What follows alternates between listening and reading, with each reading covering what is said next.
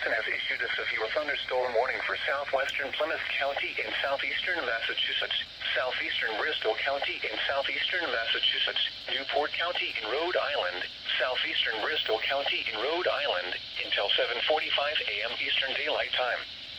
At 6:38 a.m. Eastern Daylight Time, a severe thunderstorm was located over Tiverton, or near Bristol, moving at 20 miles. That was a bit of a surprise.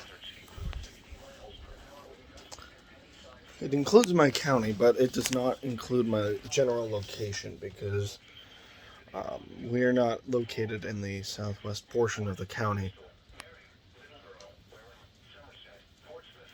It includes counties immediately to my communities immediately to my west, though.